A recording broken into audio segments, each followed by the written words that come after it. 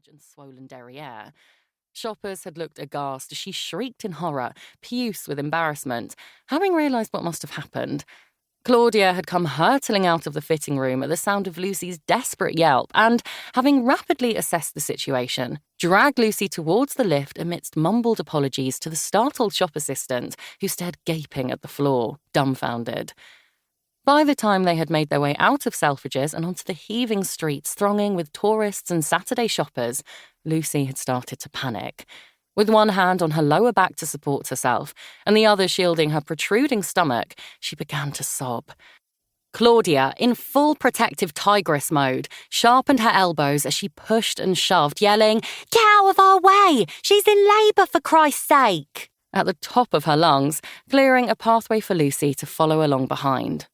Eventually, they lurched over to a taxi rank and pounded on the window of the first unsuspecting driver in the queue, the man who was currently doing a good imitation of Lewis Hamilton in his desperate bid to deposit his unexpected cargo safely at the hospital doors. Reassured by the midwife that all was well, Lucy dropped her phone in Claudia's lap as another agonising surge of pain twisted through her. A garbled, inaudible screech escaped her lips. "What was that, Luce?" asked Claudia, trying to ignore the bone-crunching grip of Lucy's fist as she reached for her hand once again. Taking a deep breath in, Lucy looked at Claudia, her eyes pleading. "Call him," she begged. "Please, Claude, I need him."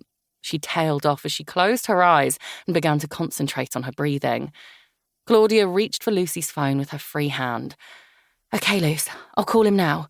Don't worry, it's going to be okay," she muttered as she found his name and pressed the green button, sending a silent prayer that whatever he was doing and wherever he was, he would answer his phone. Chapter 1, June 2014.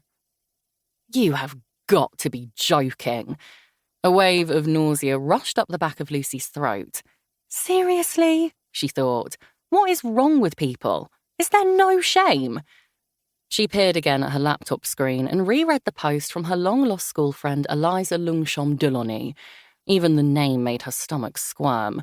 A far cry from her previous surname, Pratt, she noted with a wry smile. Facebook status update. Eliza Lungshom Delaunay. Feeling blessed. 1 hour, London. "Eliza is the luckiest girl in the world. Thanks, Schmoopy, for the best anniversary surprise. 10 red roses, 1 for each year. You are my soulmate, and I am so glad I found you." "Oh, please," Lucy muttered to herself. "Spare me." She scrolled down her newsfeed and scanned the updates from her various friends and acquaintances.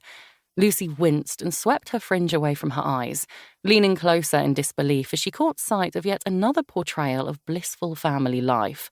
Michelle Murphy, 2 hours, London. "Thanking my lucky stars for my perfect family." The caption accompanied a carefully posed photograph of Michelle and her ridiculously handsome husband with their 3 blonde children, all in neatly pressed matching sailor suits, sitting on the steps to their mansion. They looked like a Ralph Lauren advert. Gorging on these cringe-worthy posts had become Lucy's preferred pastime. Why did people insist on sharing their private thoughts and moments with the world on social media?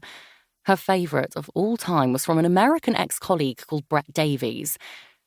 His post from across the world in Chicago had made her want to share it on worststatusupdatesever.com to publicly shame him. "Had a proud fiancé moment today. My speakers crashed off the wall at 3 a.m. and I leapt on top of Danny to cover her body with mine in case she got hurt. So pleased my natural instincts were to protect her first."